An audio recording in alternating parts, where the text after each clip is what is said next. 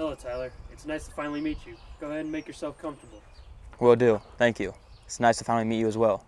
Tell me a little bit about yourself, Tyler.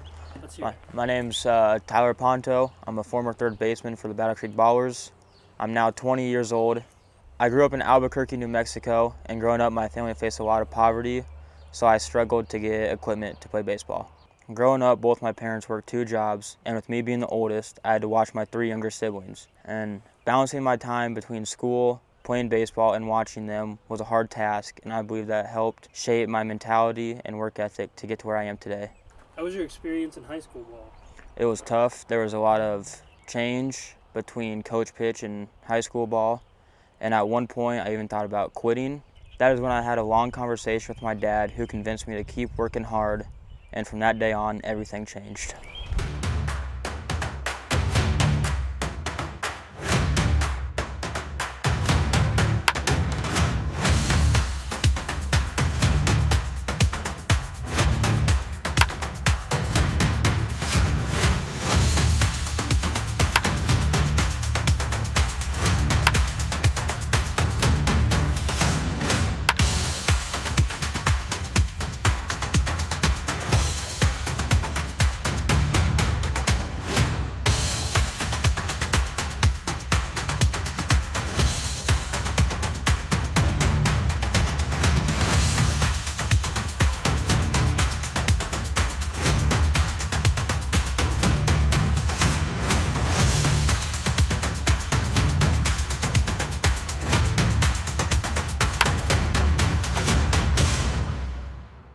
What you did in high school was no small achievement at all. You set a high school baseball record with a 72-game hit streak. This is an unbelievable achievement, and the emotions had to have been absolutely fantastic. It was fantastic. To set the record, I was hitless going into my 4th at-bat. When I got something to handle, I lined a double over the shortstop's glove into left center. And this set my hitting streak at 71, which marked me for the record in high school ball. Despite it not being in varsity, this was one of the most memorable moments of my career.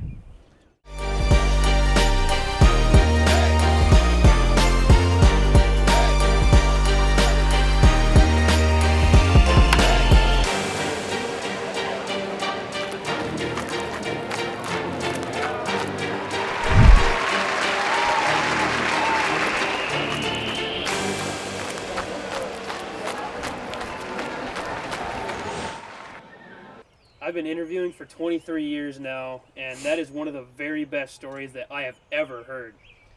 How about your time in your sophomore year of high school? How did that treat you? I ended up getting called up to varsity after setting my hitting streak record. I didn't get my first appearance until September 5th when I pinch hit, but on the 4th pitch of that at-bat, I ended up grounding out to first base. A couple nights later, I got my first start batting in the 8th spot. In my first plate appearance starting, on the 4th pitch, I had a slider on the outside corner, which I drove into right field for my first varsity hit. And this was truly an incredible feeling. All right, Tyler, let's hear about your runner-up Rookie of the Year season in 2025. How did that go? It was a blast. I was a starting third baseman for the Battle Creek Ballers, and I played 146 games in that season. Over the year, I hit 18 home runs and drove in 78 runners. The highlight of my career was in July when I made the All-Star game, even though I was a varsity rookie. It was an incredible experience, and my first full season was a lot of fun, despite facing a lot of ups and downs throughout the season. Oh man, that's wonderful. Watching your rookie season was a joy for the fans as well. Your flashy style of play got you a lot of recognition all the way across the league, and you've earned a solid following. How does all of this attention feel? I've never been a person to go out of my way to get attention. I just play the game, so if that gets me recognition, so be it. I will not let it get to me or make me forget my roots. I will continue to work hard and play for my family.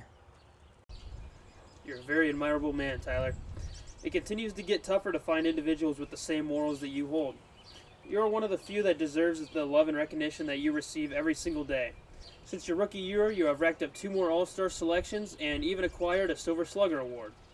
How have those years treated you, man?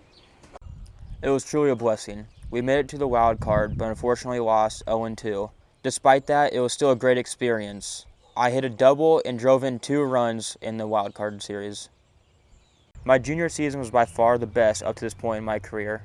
By the time the All-Star game came around, I was on fire.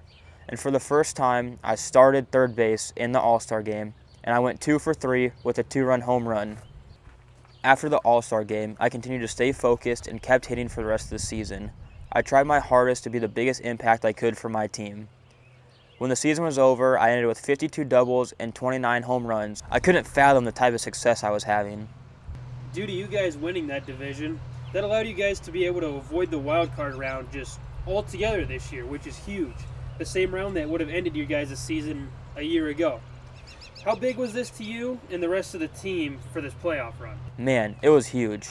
It allowed us to get in more games and a better opportunity to get back on track. We were able to make quick work of our opponent, sweeping them 3-0, allowing us to punch our ticket into the championship round awaiting our next opponent. We lost the first 2 games and felt like we were on a rope, but we ended up pushing through, winning the next 2 games. The next game we had a lead, but ended up losing 6-5 in the 10th inning, sending us to Game 6. In that game, we sadly lost 3-1, ending our season falling short of our goals. I received great news in the offseason when I won the Silver Slugger Award for third base.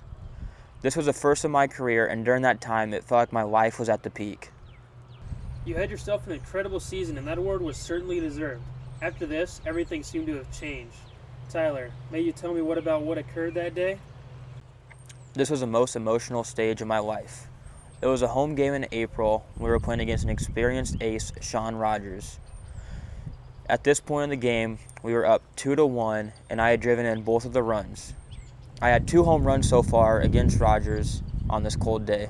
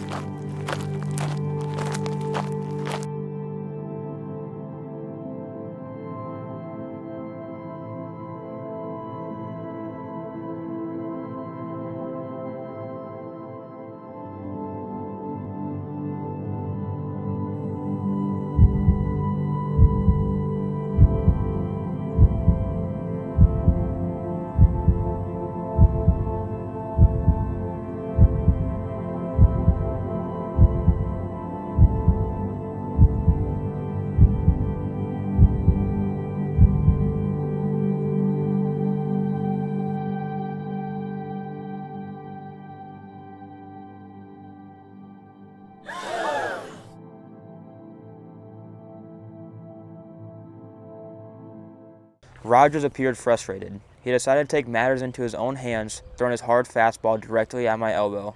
It took all the air out of me, and I felt like I couldn't feel my arm.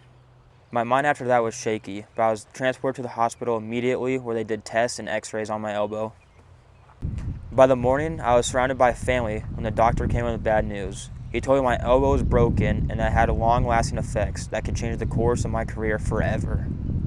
This was truly heartbreaking news for my family and I. I felt completely defeated.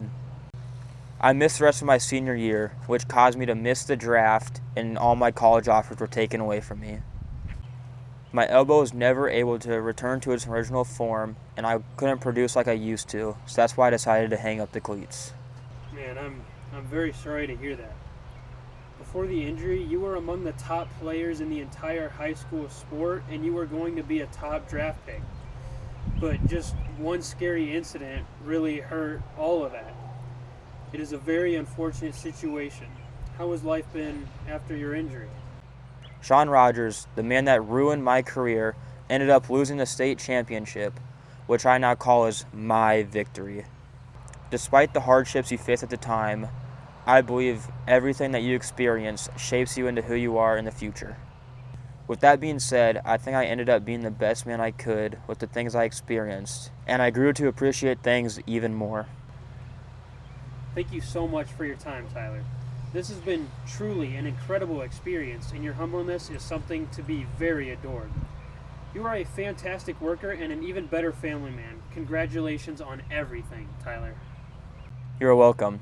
Thank you for this opportunity. It was a lot of fun.